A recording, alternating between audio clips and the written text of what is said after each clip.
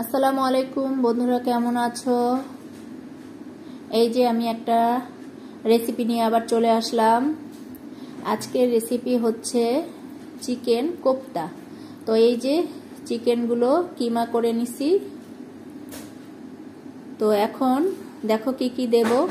এই যে লবণ, পেঁয়াজের বেরেস্তা, শুকনো মরিচ আর কিছু মশলা। এখানে অনেক রকমের মশলা আছে, জয়ফল, জয়ত্রী, তারপর হচ্ছে মাংসের যাবতীয় মশলা, এলাচ, দারচিনি, লং। তো এগুলো সবগুলো একসাথে মাখিয়ে নেব। সবগুলো সুন্দর করে এভাবে করে মাখিয়ে নেব। এই যে সবগুলো একসাথে মাখিয়ে নিয়েছি। তো এখন গোল গোল করে একটা শেপ তৈরি করব। এই যে এভাবে করে সবগুলো গোল গোল আকারে করে ফেলবো। এই তো আমার সবগুলো তৈরি হয়ে গেল। তো এখন দেখো একটা কড়াই দিয়ে দিচ্ছি চুলায়। এর মধ্যে কিছু তেলও আছে, ওই যে পেঁয়াজ বেরেস্তা করেছিলাম সেই তেল। তো এখন সবগুলো একে একে এই তেলের মধ্যে দিয়ে দেব। তো এইভাবে করে সব দিয়ে দেব। এই যে সবগুলো দিয়ে দিলাম। এখন এগুলো সব উল্টে পাল্টে নেব।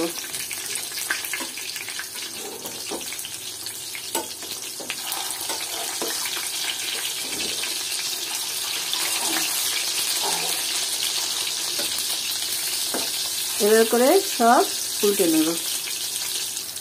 দেখো এই যে আমার এগুলো ভাজা হয়ে গেল। তো এখন নামিয়ে নেব। এরপর একটা কড়াই দিয়ে দিলাম। এর মধ্যে কিছু পেঁয়াজ এবং ওই যে কাবাব ভাজার তেলটা সেটা দিয়ে দিলাম। এখন দিয়ে দেব দারচিনি, এলাচ আর দুটো তেজপাতা।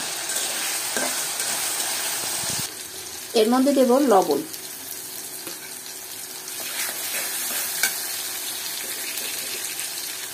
দেব আদা। এরপরে এর মধ্যে টমেটো সস দিয়ে দেব।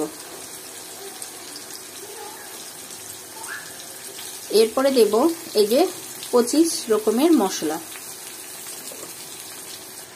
এরপরে দিয়ে দেব গুঁড়ো দুধ। দিয়ে সবগুলো একসাথে মশলার সাথে কষাতে হবে।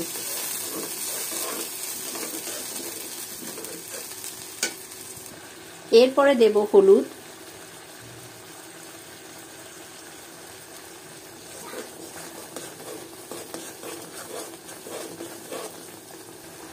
এরপরে দেব মরিচ। এবার সবগুলো একসাথে খুব ভালো করে কষাতে হবে, যেন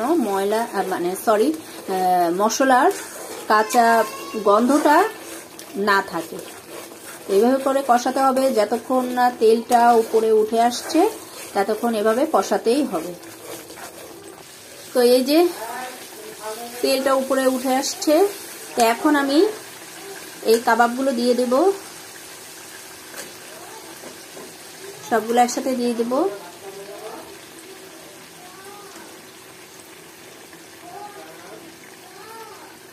দিয়ে এখন খুব ভালো করে এগুলো আবার সুন্দর করে কষাতে হবে।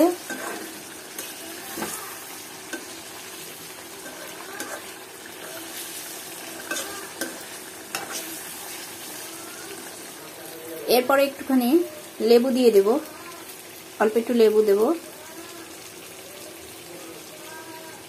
এই যে আমার কষানো শেষ। এখন আমি একটু পানি দিয়ে দেব।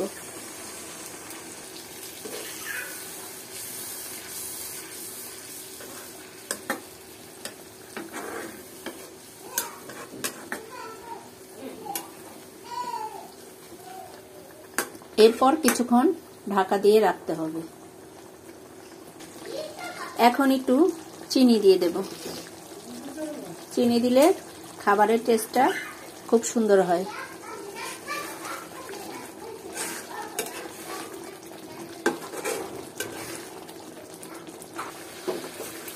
এখন আমি এই যে পেঁয়াজের বেরেস্তা দিয়ে দেব।